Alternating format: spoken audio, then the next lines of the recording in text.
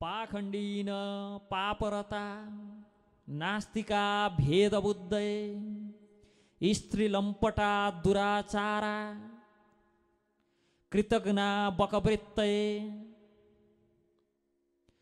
कर्मभ्रष्टा क्षमा नष्टा निन्द तर्कैश्च वादिन कामिन क्रोधिनश्चैव हिंस्राश्चण्डा शठास्तथा ज्ञानलुप्ता न कर्तव्या महापापास्तथा प्रिये यभ्यो भिन्नो गुरु सेव्य एक भक्त्या विचार्य च। हे प्रिय, भगवान शिवजीले कसलाई भन्नुहुन्छ? पार्वतीलाई। पाखण्डीन, पाखण्ड गर्ने, म यसो गर्छु त्यसो गर्छु भन्ने अनि बिल्कुल बोली वचन अनुसारको कार्य नगर्ने, एक थोक बोल्ने अर्कै कार्य गर्ने। पापरता, पापमा रत भएको, नास्तिका अनिश्वरवादी, ईश्वरको अस्तित्वमा प्रश्न उठाउने, भेदबुद्धय भेद बुद्धि उत्पन्न गरिदिने, स्त्री लम्पटा एकदम स्त्री लम्पट कामुक, दुराचारा दुराचारा खराब आचरण भएको, कृतज्ञ बकवृत्तय। अब बकवृत्तय भनेको बकुल्लाको जस्तो वृत्ति गर्ने, बडो एउटा खुट्टा उठाएर खोलाको नदीको किनारमा यस्तो धैर्यवान भएर बस्छ, तर केका लागि? बिचारा ती माछाहरूलाई शिकार गर्नका लागि। अर्थात् बकवृत्तय भनेको बकुल्लाको जस्तै ठगी प्रवृत्ति भएको, ठग्ने, मान्छेलाई झुक्क्याउने, ठग्ने, छक्क्याउने र त्यसबाट अर्थोपार्जन गर्ने, घर बनाउने, गाडी किन्ने, साडी किन्ने, सबै किन्ने, एक थोक भन्ने, अरू कार्य गर्ने। कर्मभ्रष्टा,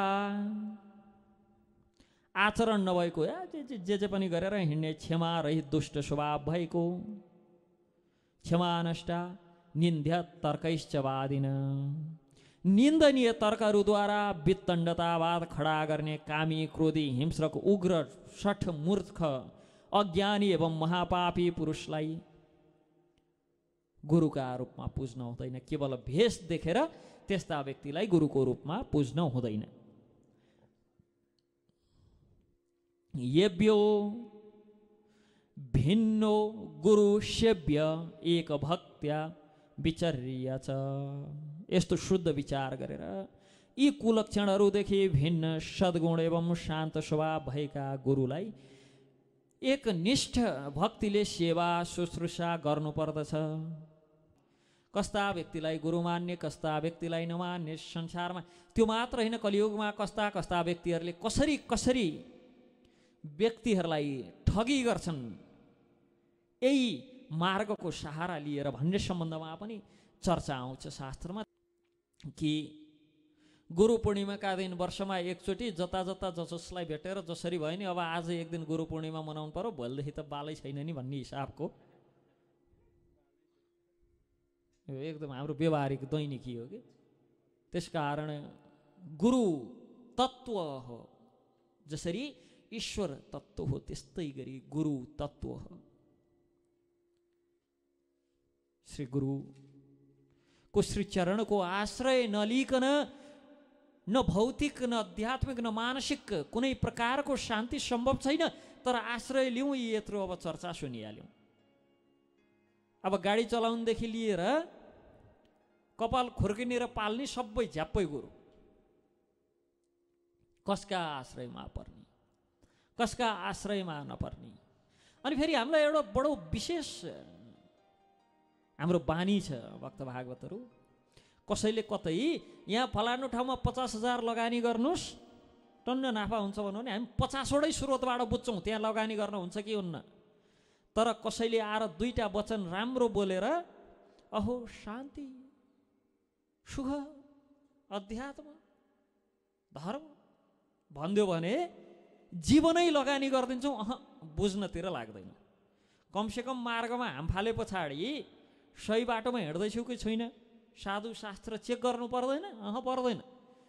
पैसो लगानी गर्ने कुरो भए पो सोच्थ्यौँ, जीवन लगानी गर्ने के सोच्ने? हामीलाई जीवन कति सस्तो, बडो गजब छ। देखेर बडो आश्चर्य लाग्छ मलाई, अचम्म लाग्ने विषय हो। जीवन नै समर्पण गर्नुपर्ने विषयमा सोच विचार गर्नु पर्दैन? एकपटक प्रश्न सोध्नु पर्दैन? एकपटक हुन त हो, तर वचन त मिठो छ, बोली त मिठो छ, सम्भाषणमा हो भाषण त बडो हृदयलाई प्रफुल्लित तुल्याउनेछ। तर मैले त उहाँलाई गुरु मान्नु भनेको आफ्नो जीवन समर्पण गर्नु हो। जहाँ मैले मेरो जीवन नै समर्पण गर्दैछु, जहाँ मैले मेरो अब जीवन लगाउँदैछु, एकपटक सोच्नु पर्दैन? कसैले आएर दुईटा शब्द मिठो बोलिदियो, त्यस पछाडि पृथ्वीको आयु 5000 वर्ष मात्र हो भन्यो भने पनि हामी लठैतहरू दौड्या छौँ पछाडि। पृथ्वी त 5000 वर्ष मात्र हो अरे नि त आयु त पृथ्वीको। अब 2-4 दिन पछाडि सकिन्छ अरे पृथ्वीको आयु भनेर दौड्या छौँ। भक्त भागवतहरू, जीवन उत्सर्ग गर्ने विषय हो गुरु निष्ठा भनेको। गुरु कसैलाई मान्नु भनेको आजबाट यो शरीरको हक ममा छैन भन्नु हो। त्यस्तो विषयमा बडो गम्भीरतापूर्वक सोचेर विचार गरेर मात्र गुरु आश्रय लिनुपर्छ। अनि समाश्रय पश्चात अब पछाडि फर्कने बाटो छैन, अगाडि दौडने मात्र हो।